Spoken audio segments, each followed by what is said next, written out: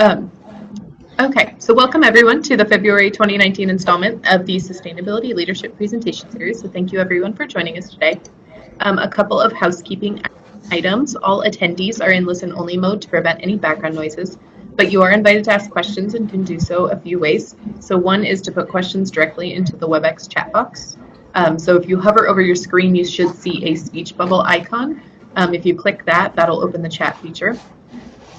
And then you can also ask questions through Twitter using the hashtag SLPSThursday.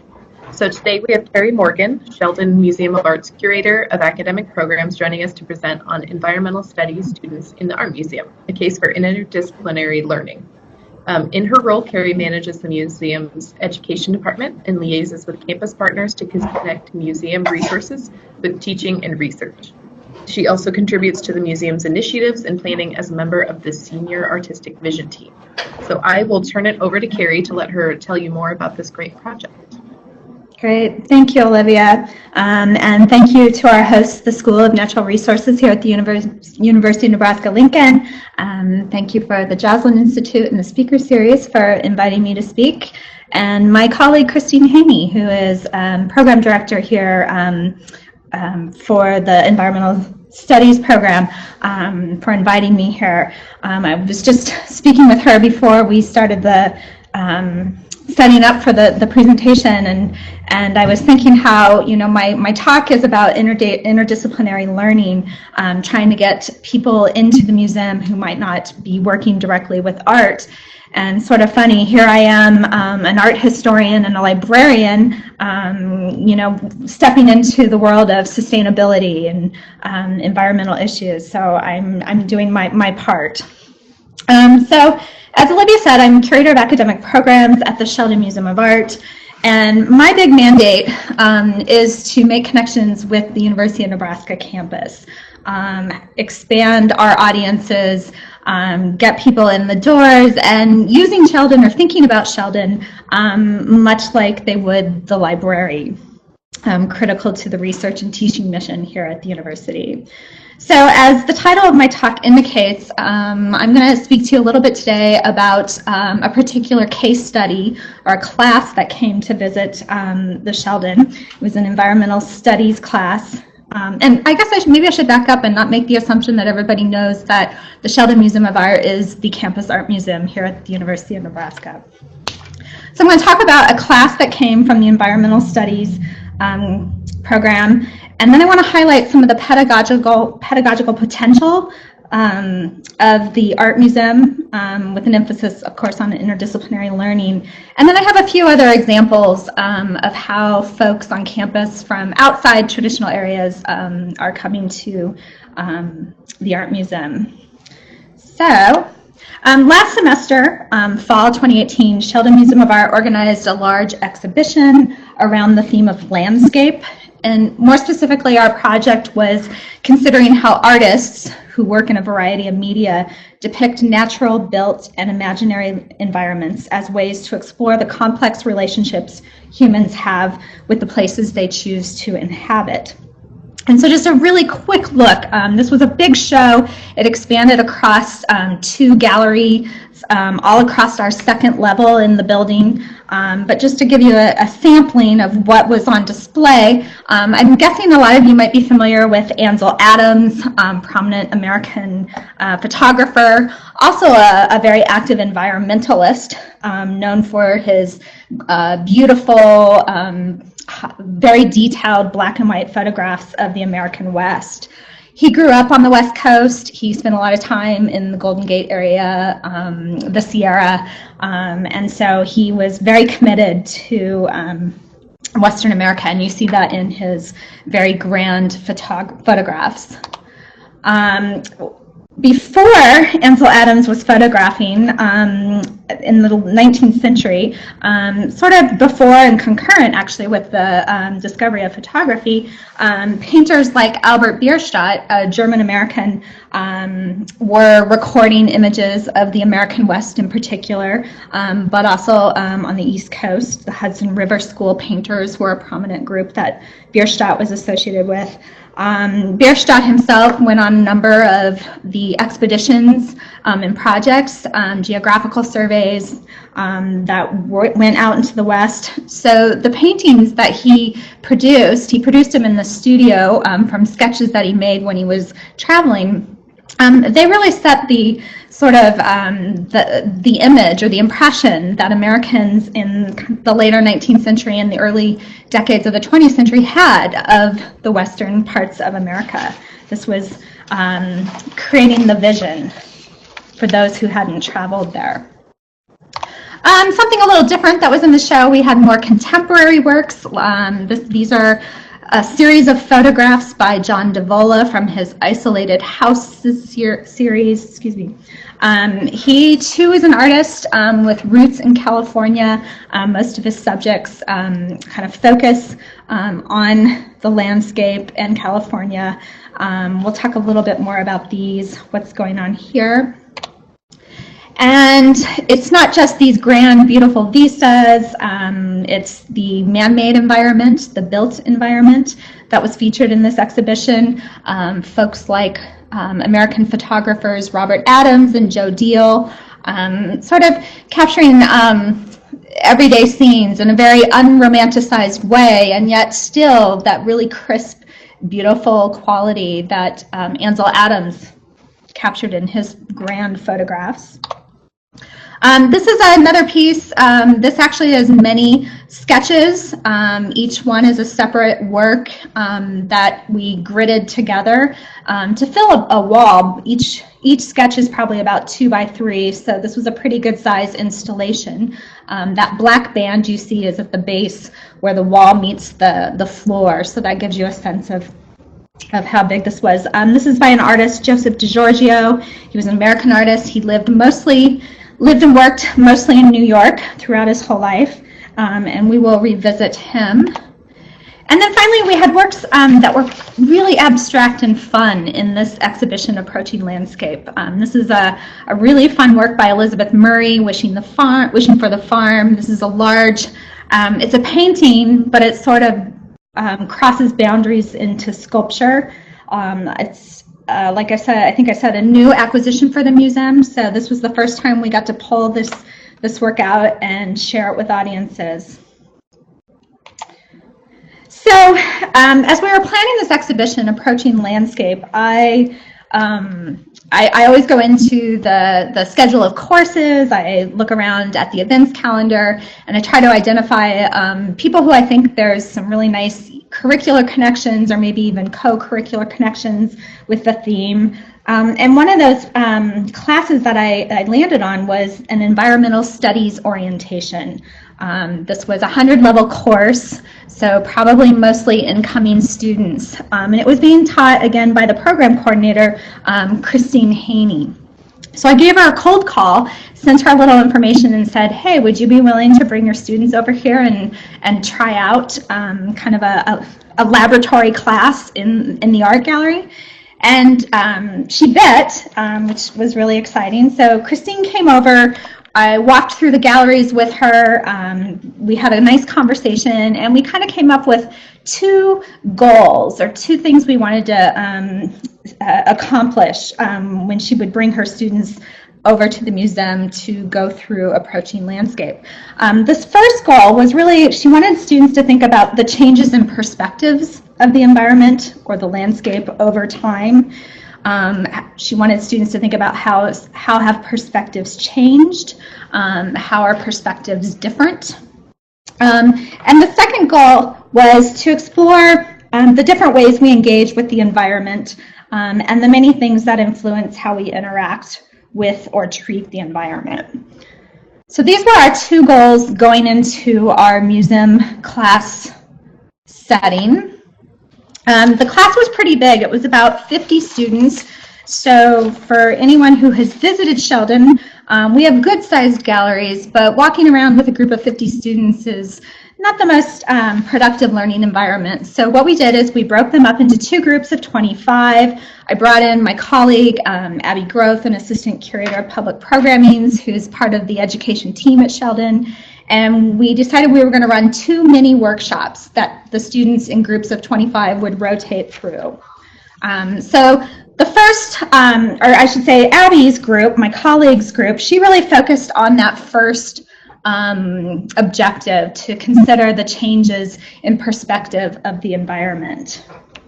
And these are just a couple pictures. These actually aren't the class that we worked with. I didn't get photos of that class, but these are photographs that give you a sense of students and classes gathering around works of art for conversation. So she kind of did a little bit of a chronological approach walking through the galleries. The first stop she made with her 25 students was with a wall where we hung a trio, and there's only two here, there was one more, of Hudson River Valley paintings, or artists who were associated with the Hudson River Valley group of painters.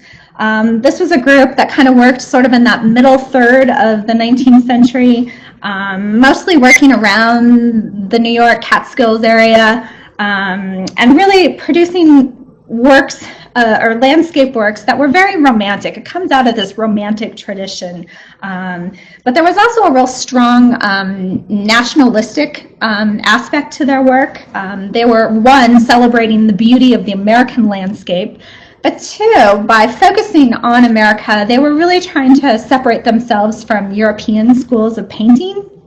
So romanticized views, views that were strongly tied to ideas of nationalism. And of course, for those of you who remember from your history courses, the 19th century doctrine of manifest destiny, which was this belief that the expansion of the U.S. from one side of the continent to the other was inevitable and justified.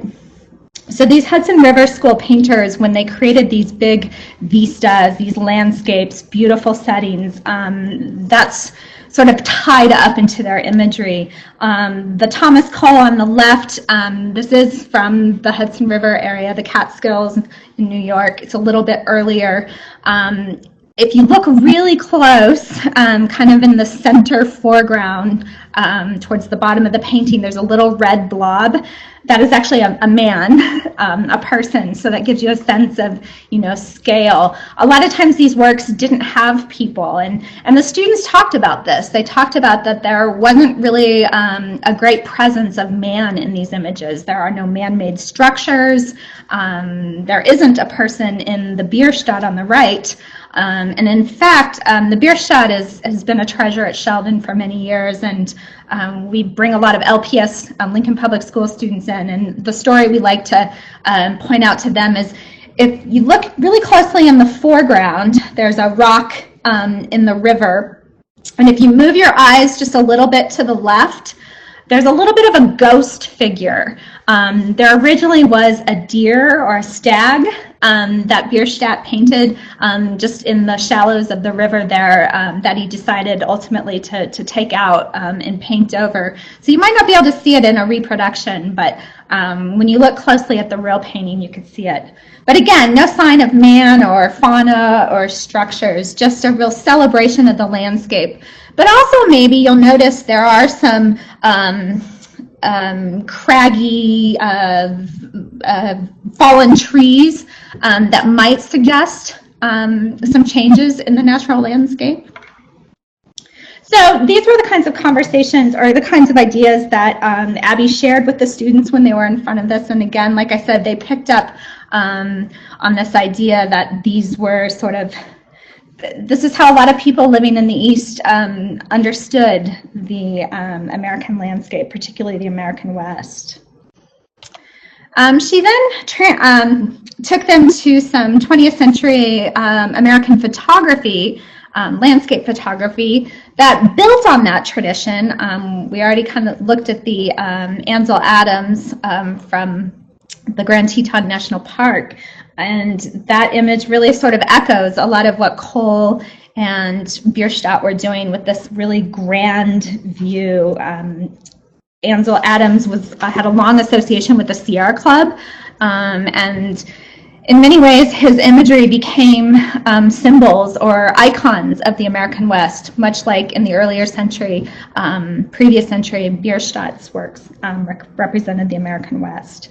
On the right, Minor White, whom Adams brought out to San Francisco to teach with him in the new program at the San Francisco Art Institute. Minor White, he too is celebrating the landscape, but in a much more abstract way. He's kind of cropped the view, not the grand vista that we see in the Ansel Adams on the left, but a much more focused viewpoint, maybe a little more expressionistic because of that, inviting the viewer to kind of fill in the gaps a little bit. So she talked a lot about this changing depiction of the landscape in photography of the mid-century.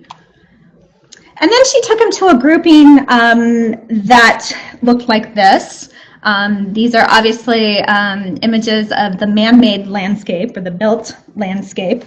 And these works by Frank Golke on the left and Robert Adams on the right, these are artists who are photographers who were part of a really seminal exhibition in 1975 at the International Museum of Photography at the George Eastman House in Rochester, New York. It was an exhibition called New Topographics, the Man-Altered Landscape.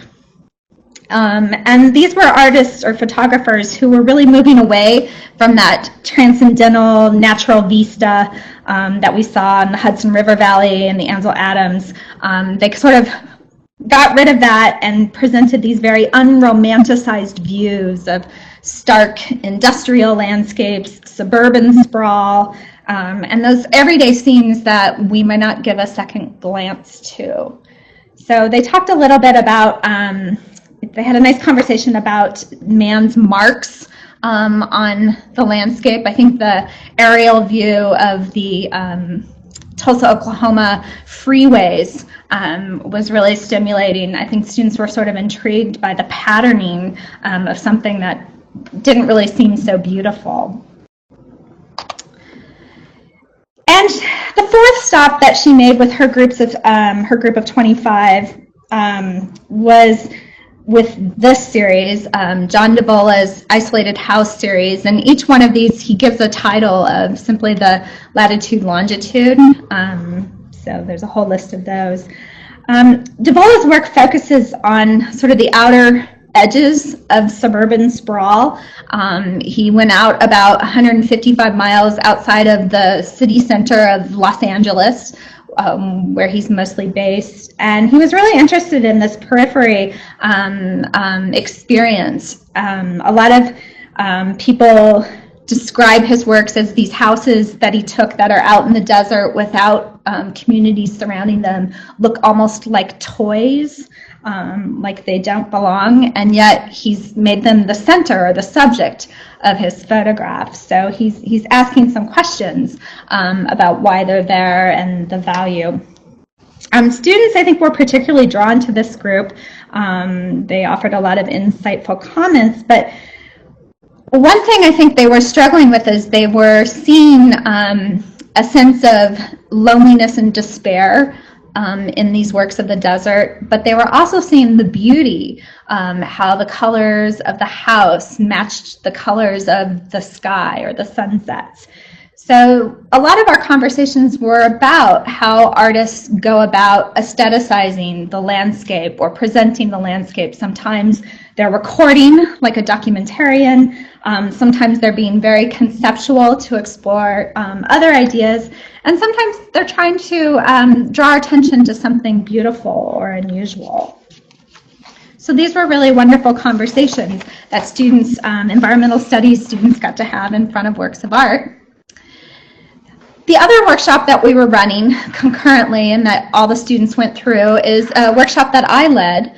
And with this workshop, we were going to focus on that second goal, really thinking about getting students to think about their own personal experiences, perhaps even multi-sensory experiences with the landscape, and even their emotions, how they feel about the landscape. So we started out, I brought them into the gallery.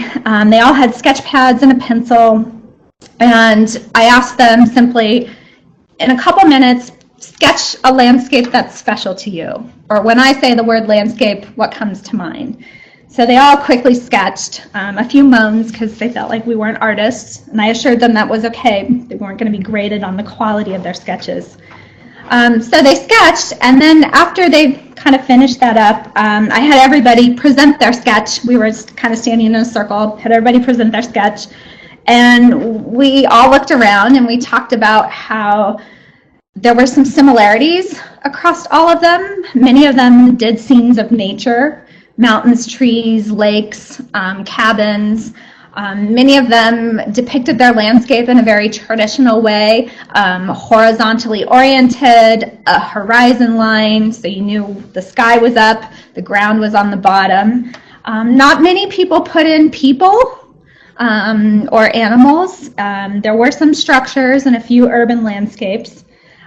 So we talked about what was unique about them. A few of them did some very abstracted presentations. So that sort of warmed us up. It got us comfortable talking with one another, a nice ice-breaking strategy, but also them starting to think about how they connect with the landscape. So the next thing we did is we moved in front of this work. I call it the blob. This is Elizabeth Murray's Wishing for the Farm, and I'm going to show you, just so you know what I mean by blob, here's a couple views of when we were installing it. It's very large and it's very sculptural. It has a topography of its own. It's almost like a topo relief map that's been placed on a wall. So what I asked the students to do here is I was going to give them 60 seconds. I wanted them to look at this work, and I wanted them to note at least 5 things that they observe or any kind of response that they were having to this work. So 60 seconds, lots of looking, and I asked them, or I prompted them to be very obvious, talk about the shape, the color, the details. After 60 seconds, I asked them a second question. The second question was, I asked if anybody was starting to get a multi-sensory response to this work, and if they weren't immediately getting it, if they could associate a sound or a touch, a feel, a texture, or even a taste with this work of art. What did they think that might be? So they made notes. I gave them a little time to think about that. So once they collected some of their thoughts, they still had their sketch pads so they could take notes. We started to put it all together. We started to take some of their responses to the work of art and try to figure out what's the story of this landscape. We talked about what was familiar about it, things like the earthy colors, but we also talked about what was really different about it. Some even questioned why it was a landscape. Again, it's titled Wishing for the Farm. One very perceptive student noticed that it could be an aerial perspective, a looking down at a landscape. And I'll go back to the bigger image. And maybe the white kind of circles or ovoids that are all connected together that go from top to bottom, maybe those are clouds, and the dark blue forms that seem to echo that to the right might be the clouds. And we could all relate to seeing the patterns of clouds on the ground or the shadows. So then we started talking about roads. We started thinking about, those of us who'd been in an airplane looking down and seeing patterns in the landscape, this division, maybe the blue dividing lines that create kind of sort of like a divide the composition into thirds. Maybe those are water sources. So we really dug into this work. We talked a lot about the texture. It's really thickly painted in some areas, how that sort of might have spoke to soil or grass. So they were really making some connections. But what I found most interesting was students either had a really strong reaction, a negative reaction to this work. They were repulsed by it. I think the word gross might have come up. And I didn't let them stop there. We had to talk about it. One student felt it was almost like acne, I think is how she described it. But then there were students who, once they started to kind of break it down and think about this aerial perspective and why an artist might have wished for her farm in this manner, it was almost a dreamlike presentation, and that's why the abstraction was such an appropriate strategy. Elizabeth Murray, in fact, did have a farm, and that was her summer home for many years, where she would seek refuge from her very hectic studio in New York City. So that was a great one. We did the same exercise with the Joseph DiGiorgio installation, 60 seconds, note at least 5 things that you observe or any responses you have, and then particularly any multisensory responses that you're having to this work. And I think this work was a little more familiar to the students, not quite as abstract. Warming up with the abstract work was great because they were ready to talk about this. If you can't tell, I'm guessing some of you probably have picked up on this. These are sketches all made during the different seasons. The top level is mostly winter. The next level is spring. The level before that is summer, and then we have autumn at the very bottom. And so we started talking about how colors, how the foliage, snow or green grass, these were all visual cues, obvious visual cues. But then we started looking a little bit closer, and we started noticing that they're not full views of the landscape. They're these very cropped views. I have a detail here, right? We're not getting the tops of the trees, and we're not really seeing what's around this grove of trees in the winter. It's almost as if the artist made a little viewfinder with his hands, and anything that was outside of that frame wasn't recorded in his sketch. So that was really interesting, and they talked about how that very cropped, personalized image really made it feel like the artist was there on site. And in fact, he was. A little bit of story behind these works is the artist lived in sort of some of the more industrial, dingier parts of New York. In the 50s, he was on the Lower East Side, and then later in the Bowery. And that's where he worked. And his normal style of painting was very much like the 19th century artist Georges Seurat, who painted in the pointillist style, very rigid, tight, almost mathematical system of laying dots of pigment very close to one another to ultimately create forms. Very tedious process. That's the normal working method of this artist. But what he would do is he would escape his kind of dingy, dirty studio life in the inner parts of New York City.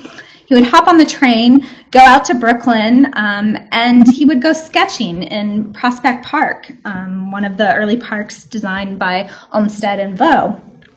And in the park, his style really loosened up. I think we can see it a little bit more here in this summer image.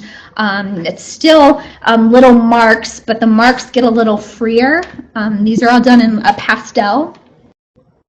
So we talked, once we talked about the story of the artist's working process, students could really feel they were making a connection between Elizabeth Murray's blob as sort of this longing to be at the farm, and how Joseph DiGiorgio's sketches were also an escape from the city. So we were making some connections and how people relate and connect to their landscapes that they live in.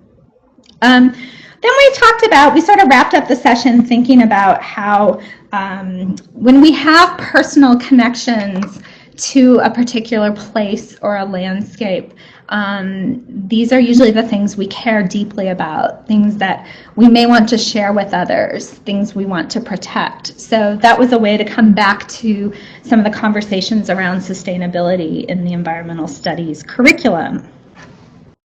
So those were the 2 workshops we did. The first time we ran them, we might do a few things a little differently, but it was an experiment. Now I want to shift to think a little bit about some of the pedagogical potential of the Campus Art Museum. And in particular, I'm really interested in bringing folks from outside the traditional arts and humanities into the museum.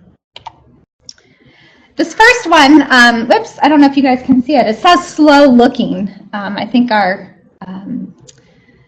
presentation platform is blocking that. But this idea of slow looking, slowing students down. We live in a fast-paced world. We're bombarded with media and images. So just getting people to slow down and focus on one or two images is a really great way to hone a student's observation skills. And once you can slow that down and really think about what you're seeing, you can start to consider perception and how perception is always sort of influenced by one's own experience or bias.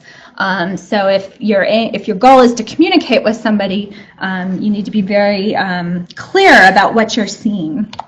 Which leads us to this idea that this talking amongst one another and having to articulate what you see, what you think in front of the works of art is a great way to build students' communication skills. This idea of collaborative or social learning, when you can put a lot of perspectives, feelings, experiences on the table, it's ripe for considering the different perspectives that are out in the world, and that's a great skill to transfer to any discipline.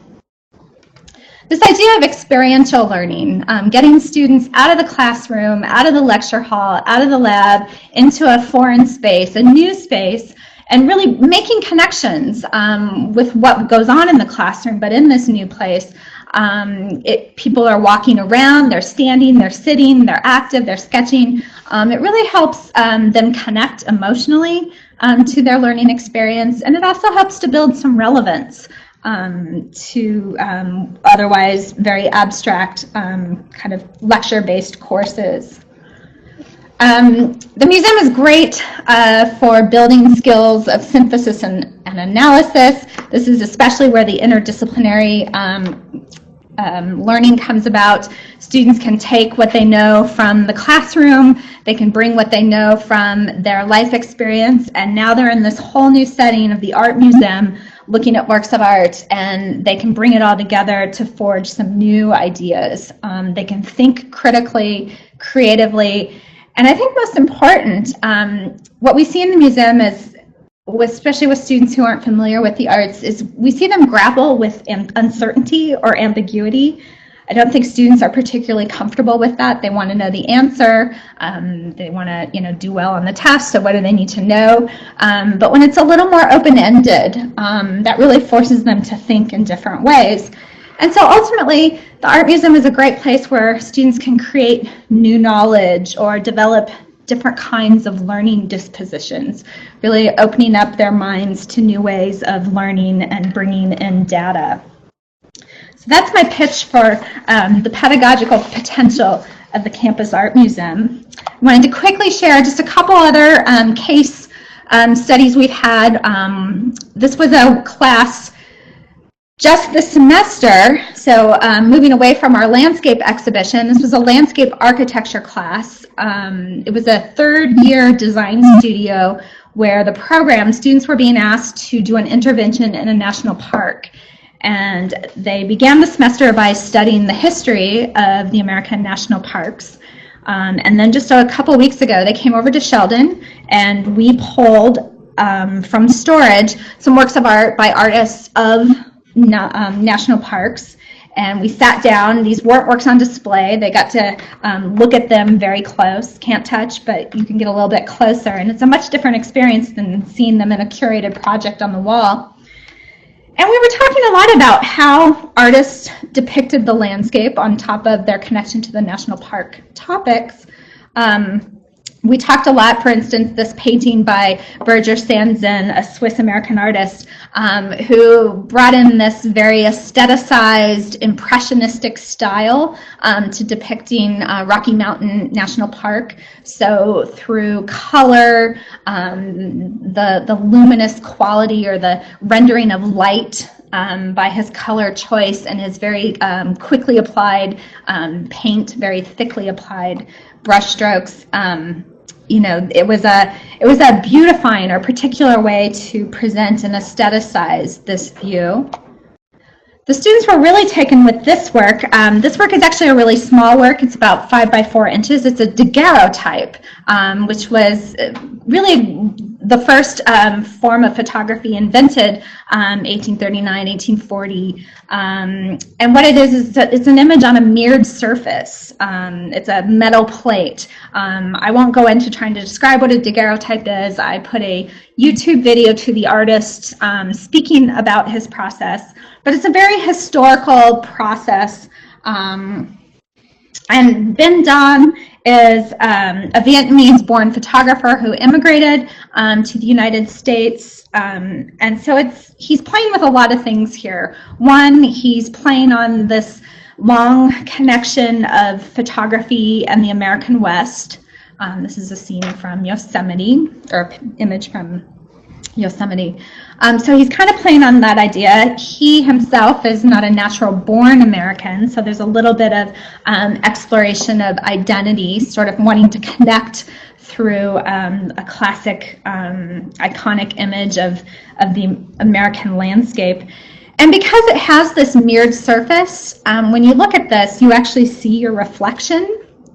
And so that enhances his playing around with the idea of identity with this work. So again, these were landscape architecture students who were going to have to do a design intervention in a national park. So they were very interested in the process, both the making, the technical process, but also the creative aesthetic process artists chose to work in. Another one that really caught their attention was, this is a color photograph by John Fall from Grand Teton National Park.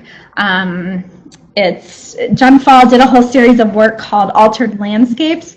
And what he did, if you notice in the bottom half of this photograph, there seems to be an arrow pointing up. There is an arrow, and that seems to be.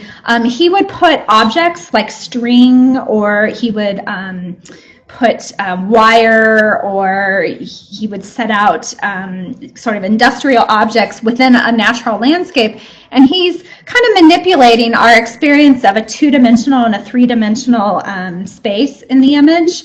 So very conceptual approach, but sort of interesting that he's given us this natural view, this landscape. I don't know how he got this close to a moose, but then also trying to make it unnatural by trying to really reinforce the flatness of the image by putting that arrow there. So a really sort of conceptual, playful approach to the landscape.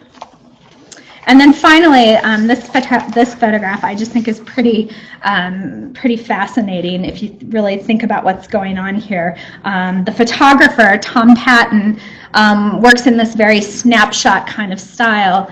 So he's standing back taking a photograph of another tourist who is video recording Yellowstone Park.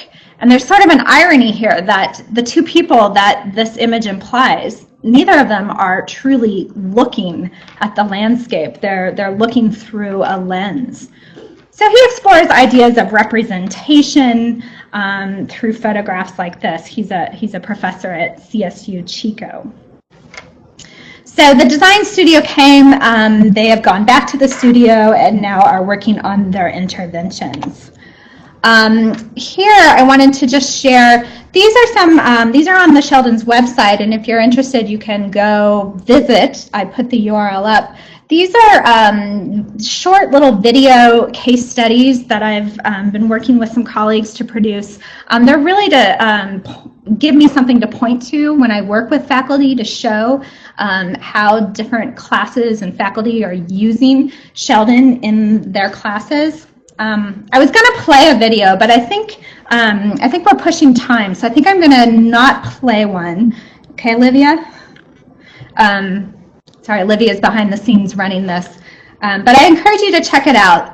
There's a child, youth, and family studies class, a textiles, merchandising, and fashion design class, and a sociology class called Health, Medicine, and Society, who have all used the museum in interesting ways. So not just our exhibition programming and working with classes, we also think about the other kinds of programs we offer, so lectures and that kind of thing. And with that landscape exhibition that I was started this conversation about we organized a conversation of UNL faculty, a presentation, sort of a public conversation on the stage, and we invited 3 professors here from the University of Nebraska from different disciplines: Sarah Carley from landscape architecture, Katrina Jagodinsky from history, and Tom Lynch from English. Each of them cover landscape some way in their work, whether it's eco-criticism or thinking about land ownership and women, Native American women in particular. So that was a pretty fascinating interdisciplinary conversation, and these are kind of the kinds of events we're trying to program at Sheldon. Currently, this spring, we have another exhibit that is sort of exploring landscape in a very different way. We have the large abstract paintings by British American artist John Walker. This is a whole series of paintings. You can see they're quite large in the image in the left. That's an installation shot. These are all paintings he did around Seal Harbor, where he lives in Maine. He actually, he's in his 80s. He hauls these canvases outside onto the mud flats, the tidal flats, when the tide goes out, and he props them up and he sketches and paints them, takes them back to the studio to finish them. They're all responses to that kind of unpicturesque scenery of when the tide goes out and it leaves behind trash, or it leaves behind channels of mud or sludge behind, or the clam diggers come poke holes in the sand. So it's a single artist sort of experience in response to his immediate environs. So I'm hoping we'll get some of the environmental studies and some other courses that focus on issues of the environment to come back.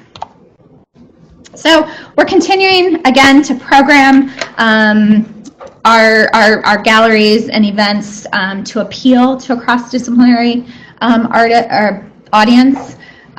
We'll continue to find these curricular connections and think about using our galleries as laboratories, or using our collection as primary sources or the springboards for projects and assignments. I'm really inspired by an exhibition that's going on now at Princeton University, and it will travel to a couple other museums soon. If it hasn't already, I'm not quite sure the dates. I encourage you to Google this and look this up. This is a really smart exhibition, Nature's Nation, American Art and Environment. And it really takes sort of looking at art and objects. They even have furniture, Native American objects included in this exhibit. And it really focuses on the development of an ecological consciousness. This was a project that they worked on for a couple years, and in fact, a couple semesters before this exhibition opened, the curator and some faculty from the university taught courses around this to sort of build on some of their curatorial ideas. So this was just their promotional image. The left is another Bierstadt, beautiful grand vista. On the right is a contemporary artist. Her name's Valerie, and I'm not going to remember her last name. Sorry about that. But it's sort of the destruction of the same painting of the Bierstadt. So there's very contemporary and historical works. They even created this really cool website. It's the Ecology of an exhibition. They're thinking about what's the impact of curating a show. So when you click on some of these buttons, you can actually see what your environmental impact for shipping works of art around the world are. So very, very cool and inspiring, and I hope that someday at Sheldon we can be so ambitious. So that's what I wanted to do today. I wanted to share a couple examples. It really started with this wonderful experience with Christine's environmental studies students. I hope that's a relationship that will continue. I'm happy to take any questions. Thank you. Thank you. That was great. Okay, so just a reminder to ask questions. You can put them in the chat box, yes, or comments. You can put them in the chat box if you hover over your screen. There's like a little chat bubble icon, or you can use hashtag SLPS Thursday.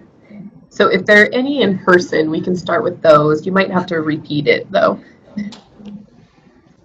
I do have a question. Okay, yeah, we do.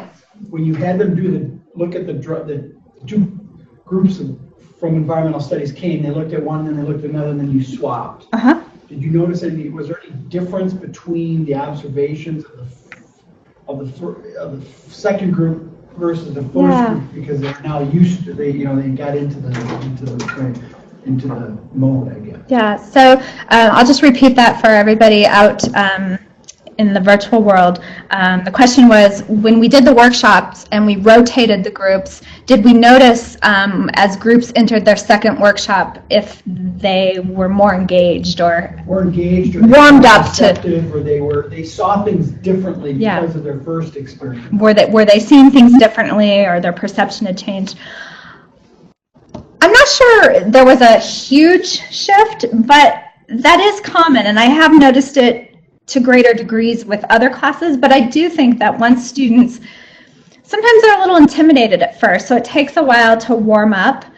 I will say the two workshops were very different in how they were run. My colleagues, Abby's, while we try to use an inquiry-based teaching strategy, there was a little more presentation in that workshop. My workshop was really about getting the students to do the talking. I wanted them to tell me about the works of art. In fact, that's often how I get a lot of ideas, is some of the ideas or the things the students say in classes. So maybe a little bit, but it wasn't particularly noticeable in this class. But I have worked with classes that I've seen multiple times, and each time they do get more comfortable. So that is sort of an interesting, I suppose it's natural. Yeah, thank you. And we did have a couple come in through the chat box. So one is, do you see a big difference between how science-focused students experience the art compared to humanities-focused students, especially with the abstract pieces? And how do you cater to that audience to get them to open up? Yeah, I do. I mean, well, here's something interesting. I actually don't work as much with art students because their faculty are perfectly comfortable working in the gallery and the museum to host those sessions. So I do tend to work more with the classes outside of the art school. I think the art students, though, they tend to focus on things like technique. How did the artist do that? They're really interested in things like that. I don't think they're any more perceptive of some of the concepts or abstracts, the expressionism or conceptual ideas. I am always incredibly delighted by the students from social science that come and make such interesting, insightful comments that in some ways they're reading the visual rhetoric as if they've studied the principles of design and composition. So I think there's a little bit of a difference. I mean, one way we try to tailor each experience to that particular class. So I usually look at a syllabus or have some sense of what the readings were or what the unit topic is.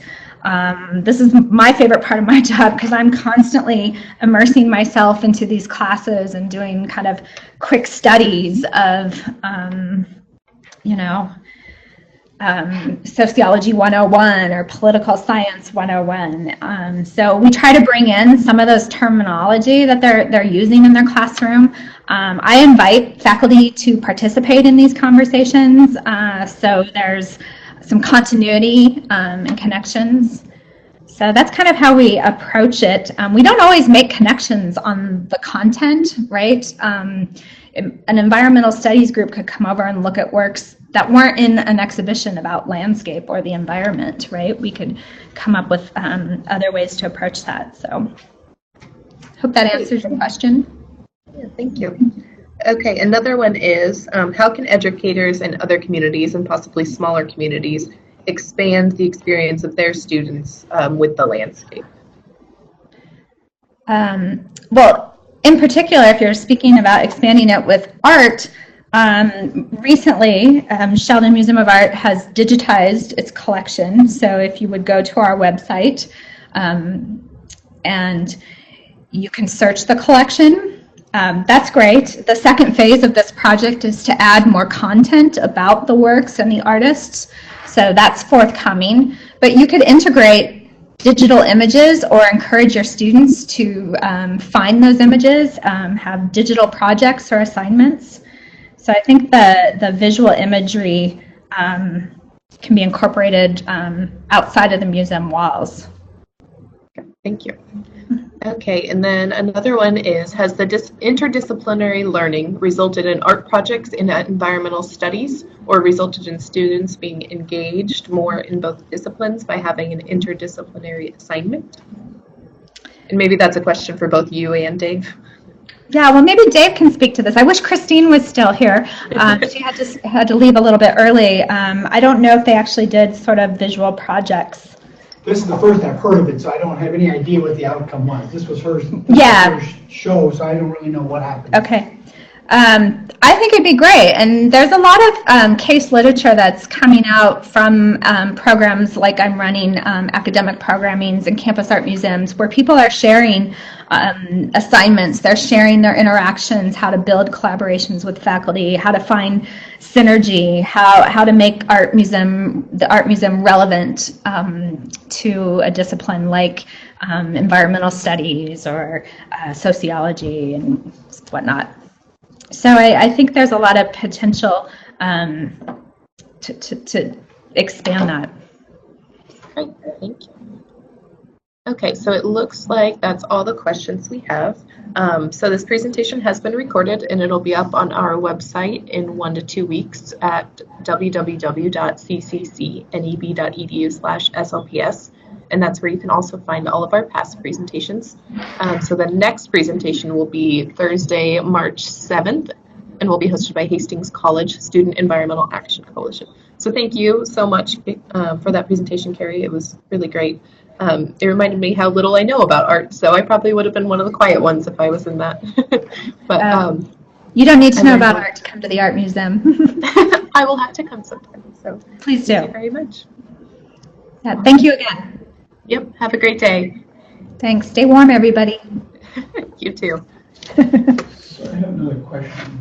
So if I'm looking at these